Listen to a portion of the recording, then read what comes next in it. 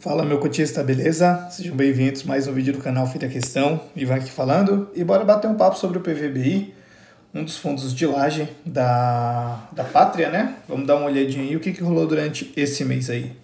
Então, um fundo de 2020, né? Tem sua taxa de administração aí, público-alvo investidor em geral. Cenário macro, a gente pula.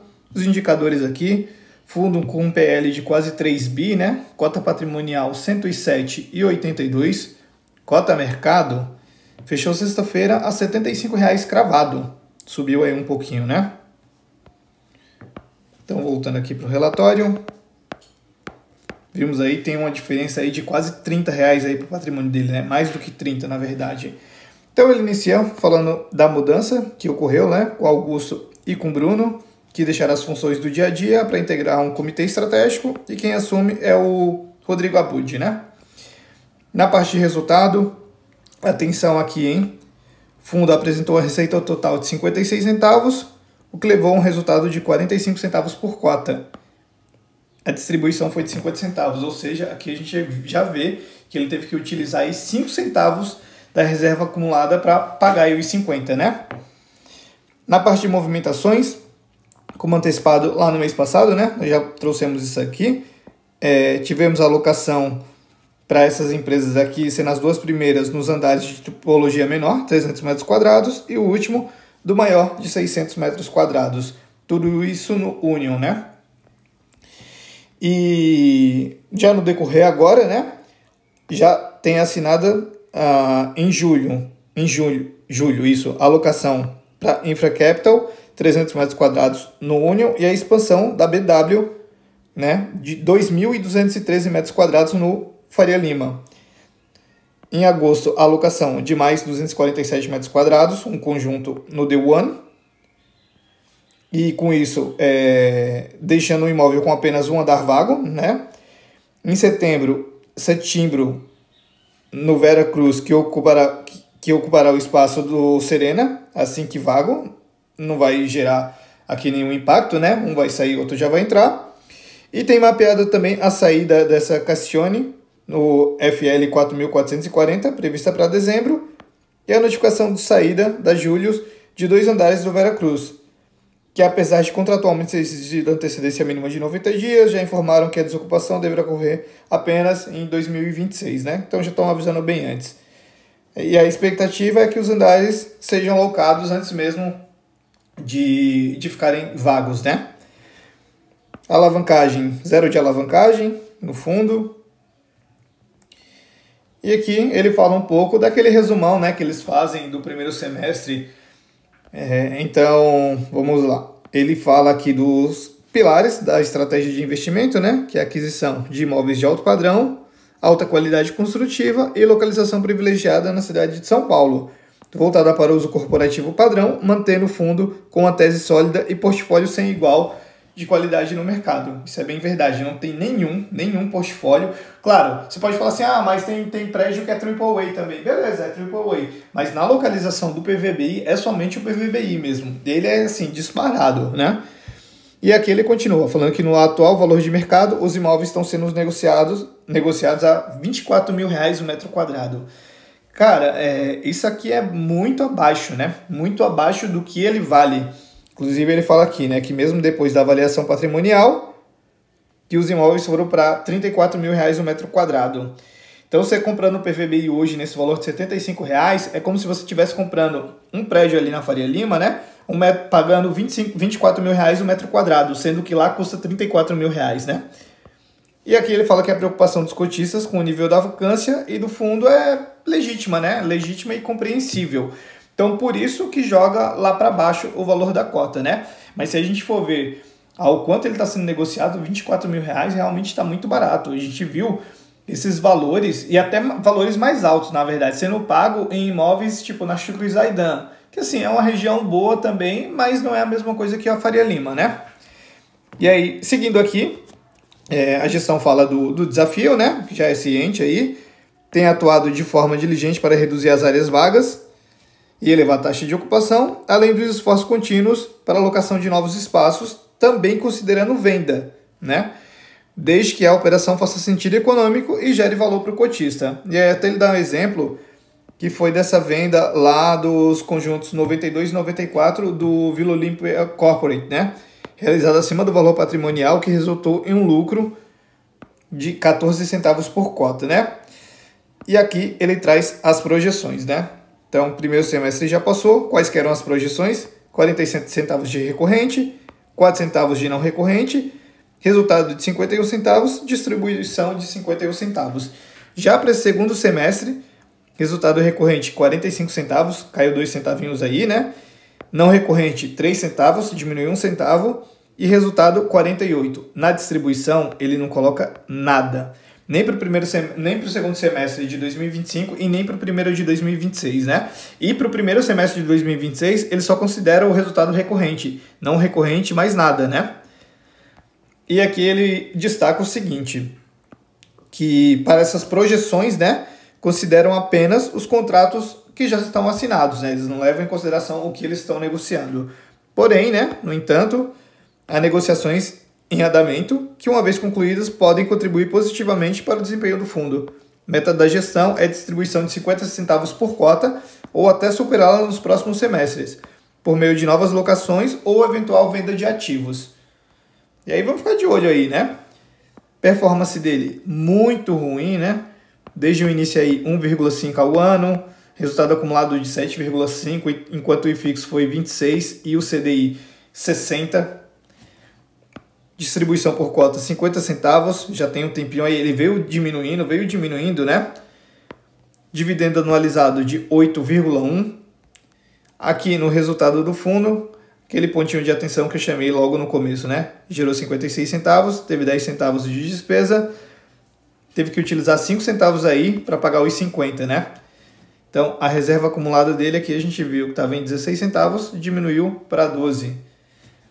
Aqui a gente vê, né, o resultado que deu distribuível e o quanto que ele pagou.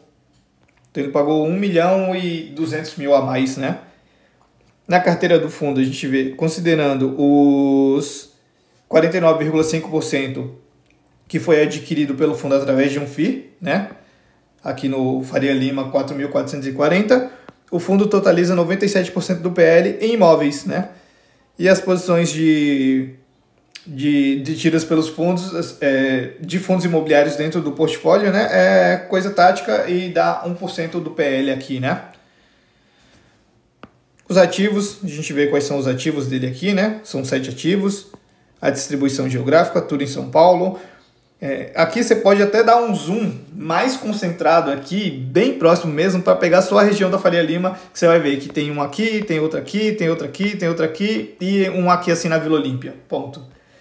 Então, como eu falei, portfólio com 7 ativos, né? Mais de 83 mil metros quadrados de ABL. Alocação por classe. Então, a gente vê aqui a qualidade, né? Por segmento de locatário, por inquilino. Natureza dos contratos 100% típico. Alocação por indexador 26% em IGPM e 70% em IPCA. Mês de reajuste. Julho praticamente não teve nada, né? Aí nos próximos meses tem mais um pouquinho aí. A gente está falando de um pouco mais de 20% para o restante do ano, né? Revisionais, tem revisional em aberto de 2023, tem de 2024 e tem mais 12% aí em 2025. Vencimento dos contratos, a gente vê aí o que está acontecendo, né? Toda vez que está chegando esses vencimentos, algumas empresas estão saindo, né? Então é bom ficar de olho aqui. Tem mais 4% vencendo agora em 2025, em 26 10%, em 27 mais 10%, mais 14%. Histórico de vacância, então a gente viu que de abril para maio ele deu um salto enorme na vacância por conta da saída do banco chinês, né? Aqui a gente vê os ativos dele, né? Os ativos que estão com vacância, então o FL 4.440, o The One, o Vila Olímpia Corporate e o União Faria Lima, né? E aqui na parte de movimentações, então a gente consegue ver aqui o que aconteceu. Essa linha aqui da vacância dele estava mais embaixo, né? Com a saída do banco chinês, ela subiu aqui para 20,9. Aí durante o mês de junho entraram essas empresas aqui, né? Que foi o que a gente destacou lá em cima. Aí diminuiu para 19,6. No mês que vem não, né? Nesse mês já entrou no mês passado, só que isso aí a gente só vai ver no relatório de agosto, né? Foi a entrada dessas duas empresas aqui. aí já diminuiu para 16,8. Aí no mês seguinte, agosto, que já estamos agora em agosto, né? Entrou mais essa empresa aqui, diminuiu mais um pouquinho, né?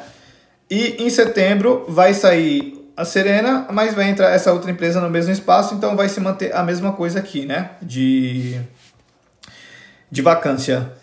E além disso aqui já tem mapeado, né? As saídas, duas saídas aí que vai elevar aí a vacância para aproximadamente 22,2% em janeiro. Então vai ser mais ou menos como foi a saída aqui do banco chinês, né?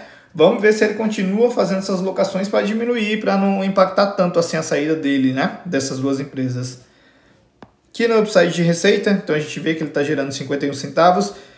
15 centavos se perde em vacância, é muita coisa, né? Tem 3 centavos de carência que em algum momento vai começar a refletir aqui, né? E aqui a receita potencial dele é 69 centavos, né?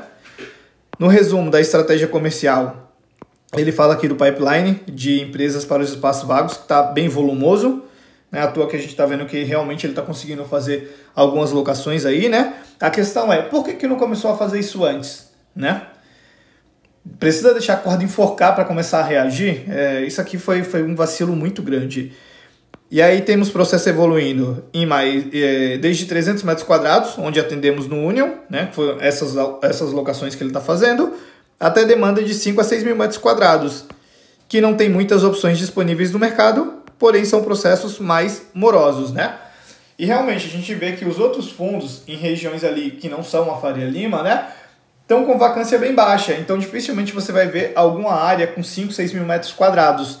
Então isso aqui acaba sendo um ponto de vantagem para ele, né? Uma vez que a vacância dele é alta, tem como ele atender, absorver isso, né? E aí no caso do FL 4440 e do Veracruz, a vantagem é ter espaços prontos para ocupação sem necessidade de obra, né? Que é o plug and play, o que o Fatiene faz com maestria, né? E aí, com isso, eles conseguem ser mais atrativos, né, aos inquilinos, ao mesmo tempo que conseguem capturar parte desse valor para o fundo. A questão é começar a fazer, né? Porque assim, o Fatiene, ele tá zero de vacância e assim, ele tem uma procura muito grande, né? Tudo bem que os espaços dele são bem menores, né? Ele não tem um prédio inteiro, são alguns conjuntos, mas ele consegue alugar rápido. E aqui, assim, eu tô vendo que a gestão está se movimentando, está conseguindo fazer locação, e é aquilo que eu falei, antes tarde do que nunca, né? Mas demorou muito para eles começarem a se coçar, né? E agora precisa agilizar isso o mais rápido possível.